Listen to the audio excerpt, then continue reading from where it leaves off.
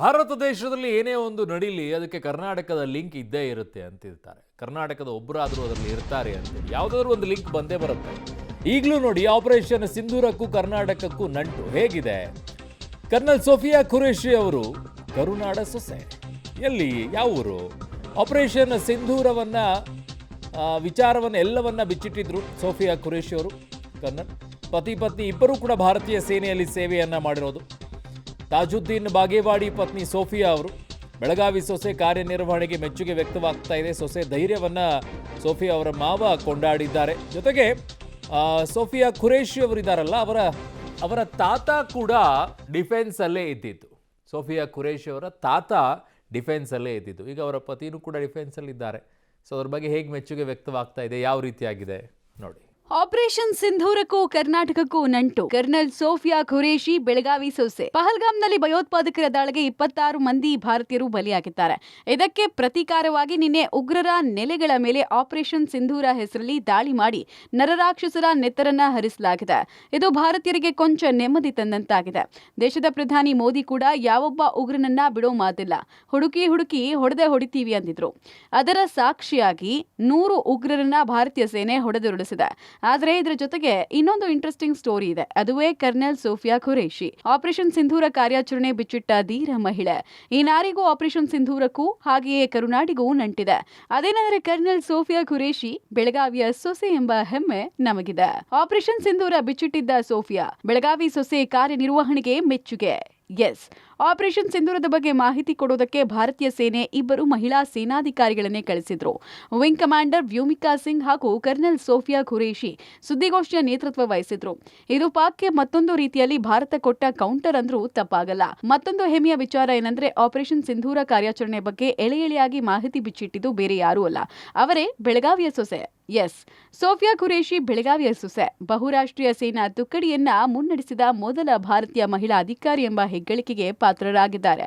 ಭಾರತೀಯ ಸೇನೆ ಆಪರೇಷನ್ ಸಿಂಧೂರ್ ಮಾಡೋದ್ರ ಮುಖಾಂತರ ಪಾಕಿಸ್ತಾನಕ್ಕೆ ತಕ್ಕ ಉತ್ತರ ನೀಡುತ್ತೆ. ಇದೆಲ್ಲ ವಿಚಾರವಾಗಿ ಮೇಜರ್ ಸೂಪಿಯಾ ಅವರು ನಿನ್ನೆ ಒಂದು ಪತ್ರಿಕಾಗೋಷ್ಠಿಯನ್ನು ನಡೆಸಿ ಯಾವ ಥರ ಮಾಡಿದ್ರು ಹೇಗೆ ಅಂತ ಹೇಳ್ತಾರೆ. ಆದರೆ ವಿಶೇಷ ಇನ್ನೊಂದು ಏನಂತಂದರೆ ಸೂಪಿಯಾ ಅವರ ಮಾವ ನಮ್ಮ ಜೊತೆ ಇದ್ದಾರೆ. ಬನ್ನಿ ಅವರನ್ನು ಮಾತಾಡ್ಸೋಣ. ಬೆಳಗಾವಿ ಜಿಲ್ಲೆ ಗೋಕಾಕ್ ತಾಲೂಕಿನ ಕೊಂಡೂರಲ್ಲಿ ನಾವಿದ್ದೀವಿ.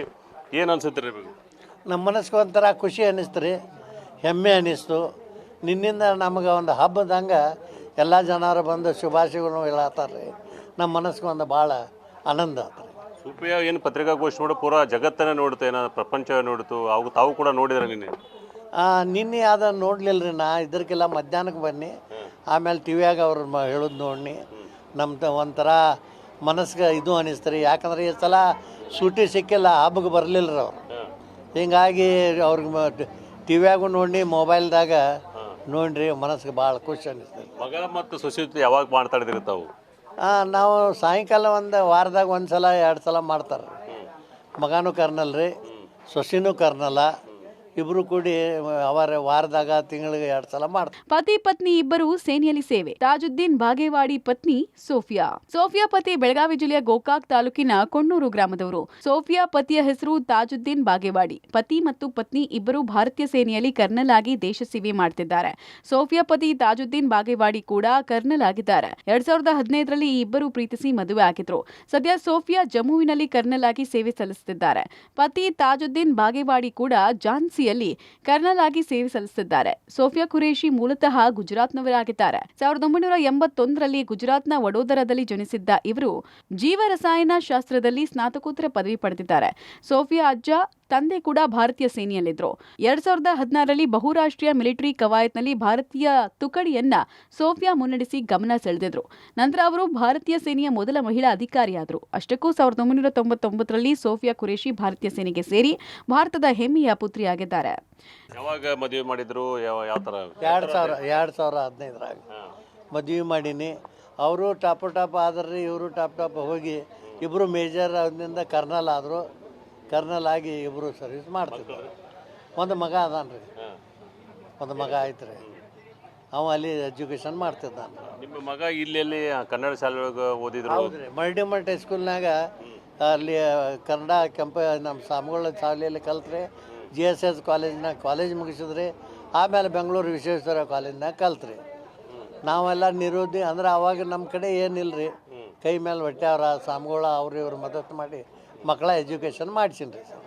ನಿನ್ನೆ ನೀವು ತಾವು ದೂರವಾಣಿಯಲ್ಲಿ ತಮ್ಮ ಮಗನ ಜೊತೆ ಮಾತಾಡಿದ್ರೆ ಅಂತ ಏನು ಹೇಳಿದ್ರು, ಏನು ವಿಶೇಷ ಹೇಳಿದ್ರು? ಏನು ನಮ್ಗೆ ಧೈರ್ಯ ಹೇಳಿದ್ರು ಅವ್ನು, ನೀವೇನು ಹಂಗೆ ಅಂಜಬೇಡ್ರಿ, ನನಗೇನು ಹಂಗೆ ಏನಿಲ್ಲ, ನಾ ಆರಾಮದನು, ದಯವಿಟ್ಟು ನಿಮ್ಮ ಕಡೆ ಇವರೆಲ್ಲ ಬರ್ತಾರಪ್ಪ, ಅವ್ರ ಕೂಡ ಚೆಂದಾಗಿ ಮಾತಾಡಿ ಹೇಳ್ರಿ ಅಂತ ಹೇಳಿ ಮಗ ಹೇಳಿದ್ರಿ ಸರ್. ಈ ಥರ ಸೊಸೆಯನ್ನು ಪಡೆದಂಥ ತಾವು ನಿಜಕ್ಕೂ ದಂಡರು ಸೂಪಿ ಅವ್ರು ಇಲ್ಲಿ ಬಂದಾಗ ಅಥವಾ ಈ ಥರ ಏನು ಅನುಭವ ಏನು ಅನ್ಸ್ಬೋದು?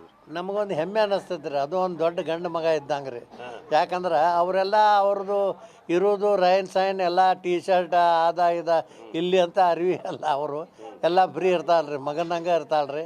ನಮ್ಮದು ಇಲ್ಲಿದ್ದು ಊಟ ಇಲ್ಲಿದ್ದು ಕೋಳಿ ಭಾಳ ಹಿಡಿಸ್ತೈತ್ರಿ ಅವ್ರಿಗೆ, ಯಾಕಂದ್ರೆ ಜವಾರಿ, ಹಿಂಗಾಗಿ ಅವ್ರಿಗೆ ಭಾಳ ಮನಸ್ಸಿಗೆ ಹೆಮ್ಮೆ ಅನ್ನಿಸ್ತೈತ್ರಿ. ನಮ್ಮ ಕೂಡ ಮಾತಾಡ್ತಾರೆ, ನಾವು ಅವ್ರ ಕೂಡ ಇರ್ತೀವಿ. ಅಲ್ಲಿಯೂ ಇದ್ದೀನಿ ನಾ, ಸೊಸೆ ಮಗನ ಕಡೆ ಏನೋ ಇದ್ದೆ. ಚೆನ್ನೈನ ಅಧಿಕಾರಿಗಳ ತರಬೇತಿ ಅಕಾಡೆಮಿಯಲ್ಲಿ ತರಬೇತಿಯನ್ನು ಪಡೆದು ನಂತರ ಭಾರತೀಯ ಸೇನೆಯಲ್ಲಿ ಲೆಫ್ಟಿನೆಂಟ್ ಆಗಿ ಸೋಫಿಯಾ ನೇಮಕಗೊಂಡರು.